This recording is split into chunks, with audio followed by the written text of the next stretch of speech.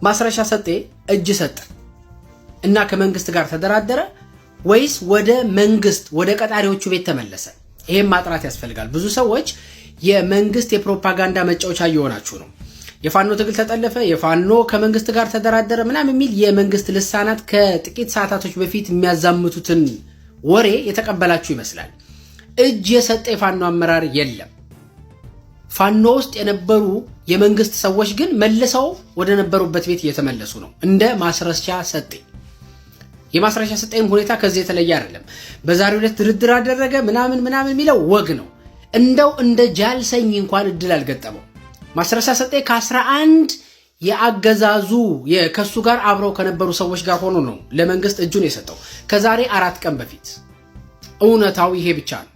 ስለዚህ ዛሬ የተሰራው ድራማ ምናምን ይሄ ጃልሰኝን ለማስመሰል ነው። ብዙዎቻችሁ ሩቅ ሳትሄዱ ከወራቶች በፊት የኦነግ አንዱ ክንፍ አመራር የነበረው ጃልሰኝ ከኦሮሚያ ክልል ጽፈት ኃላፊዎች ጋር ሲፈራረም የሚያሳይ ነገር አይታችኋል ብዬ አምናለሁ። ዛሬ ከጥቂት ደቂቃዎች በፊት ጋዜጠኛ ኤልያስ መሰረት ይሄንን ለጥፎ አየሁ። በጣም ስለገረመኝ ነው። ከጃልሰኝ ጋር አብሮ የነበሩ ሰዎች በመንግስት ወደ ምህረት ገቡ የተባሉ ሰዎች በጠቅላላ እየተለቀሙ እየታሰሩ ነው ወይም እየተገደሉ ነው። የጃልሰኝ ዕጣ እንኳን አልደረሰውም። ጃልሰኝ በጣም ብዙ የሆኑ የኦነግ እነሱ ኦነግ የሚሏቸውን ኦነግሽን የሚሏቸውን ኃይላትን ይዞ ነው ወደ መንግስት ቤት ልደራደር መጣው ያለው። ማስረሻ ሰጤ 11 ሆኖ ነው ወደ መንግስት የገባው። በመሆኑም እጅ ሰጣ አይደለም የሚባለው። ስራውን ሲጨርስ ወደ መንግስት ቤት መልሶ ተመለሰ ነው የሚባለው። ያው እስቲ እንግዲህ ኮሎኒ እየተንቀሳቀሰ ይመስለኛል። ከሱ ጋር እሱ የተወሰነውን ነገር ይቀርፈዋል እንጂ ትንሽ ስጋት አለው። እነዚህኞች የነጅሳን ኃይልም ያው ከወሎ መውጣት የለበትም በሚል እየፈለገኝ ነው ብለውኛል። መንግስትም ደግሞ በዚያው ልክ ችናጋጣሚ እነሱም መጠቀም ፈልገዋል። መንግስትም በዚህ አጋጣሚ ለመያዝ ፍላጎት እንዳለው ነው እየሰሙ ያለውትና ትንሽ ነገሮችን በእንትን ወይ ተከራክረው ማሸነፍ ነው። እኔ በግልጽ ነው ለስራ አስፈጻሚውም እንትን ያን የሶስቱ እዝ ስራ አስፈጻሚ ባለበት የእዝ አመራር ባለበት ነው ክርክሩንም የተነሳው አጀንዳውም የቀረበው እዚያ ላይ ሁሉም ተረተው ነው። እንዴት ወያኔን ከህወሓት ጋር እንዴት ልንሰራ እንችላለን? ብልጽግናን ማሸነፍም ቢሆን ብልጽግናንም ካሸነፍን በኋላ ምን ፈጥረው መንግስት ላይ እኮ ካሁኑ ማሰብ ያስፈልጋል። ወያኔ እንዴት መልሰን 4 ኪሎ እናስገባት ይባላል። ጥይት ለማግኘት ጥያቄያችንን አሳልፈን እስቲ እንደ ምናምን ነገር ብዬ እንትን አልኩ። ሁሉም በዚያው ላይ ነበር ሀሳብ ሲሰጥ የነበረውና ትንሽ ልጁ ዝም ብሎ ያው ልጅነትም ስላለበት ነው። ይሄ ፌስቡክ ምናምን ስም ይሰቅላል። ያለ ችሎታው ያለምኑ እንትና መከታው ያው እንግዲህ ወያኔ የምትል ወያኔን ጠልተን ብልጽግና እንድንወድ ነው። የብልጽግና ሰርጎ ገብ ጋር አለህበት ማስረጃ አምጡ። እዚህ ካላችሁ አንድ ማስረጃ አምጡ። እኔ እንደዚህ አይነት ታሪክ ውስጥ የለውበትም። አለን ካላችሁ ደግሞ ሀሜት አይደለም አምጡት ምናምን እና ያው በዚያ ነው እንትን ያለው። ዞሮ ትክክል አይደሉም። ዋጋም ያስከፍላቸዋል ብዬ አስባለሁ። ድርጅቱ 2-3 ሰው እንትን የሚለው አይደለም። እንዴት ስንት ዋጋ የከፈልኩበትን ድርጅት ጭራሽ ከአባልነት እነሱ ናቸው ያወጡኝ እና አባልነቴን ደግሞ እንዲህ ዝም ብሎ አለ እንዴ? እንደዚያ የመስፍንን ባነሳልሽ አምና የነበረ ነው። ድርጅቱ ራሳቸው ናቸው፣ ኃላፊነቱ ነው፣ ስራው ነው። ግን ደግሞ ላለቃው ማሳወቅ ነበረበት። ስራው ግን ስራውን የሰራ በሚል ነው ነፃ የተባለ ማለት ነው። አሁን ዛሬ የሚነሳበት መንገድ እኮ የለም። ከአመት ምናምን በኋላ ያው እንትን ነው የኔንም በተመለከተ እኔ ከህወሓት ጋር አልሰራም በሚል በተመሳሳይ ለረጅም ጊዜ ውይይቶች ላይ አቅርብ ያለው ከትናንትና በፊትም ይሄ ውሳኔ ሊወስኑ ከአንድ ቀን በፊት እስከ 11 ሰዓት ድረስ ክርክር ነበረው። ክርክሩም ደግሞ ከህወሓት ጋር ሆነን የምናስመልሰው የአማራ ጥያቄ አለ ወይ ካለ እንሂድ።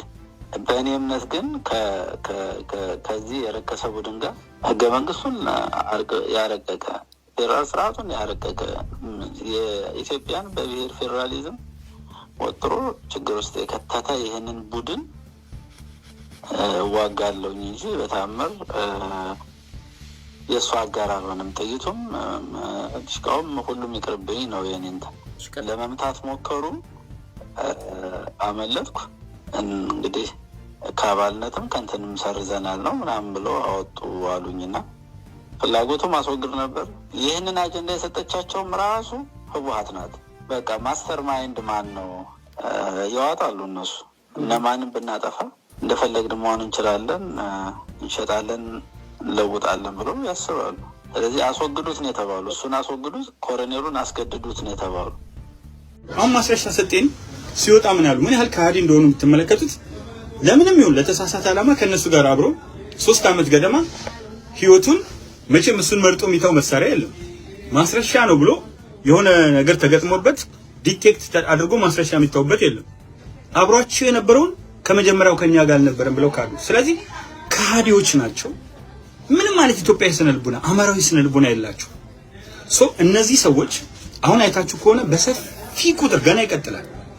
በሰፊ ቁጥር እየሰጠ መግባት ጀመረ። በፊት እያፈኑ ባለመነበት ዓላማ ከትምህርት ቤት ተማሪዎችን አዘግተው እነሱ ለሚፈልጉት ዓላማ በማስ በሞብ እንዲንቀሳቀስ በቃ ልክ እንደ ህወሓት ዓላማቸው ምንድነው? ኢትዮጵያ እንድትዳከም።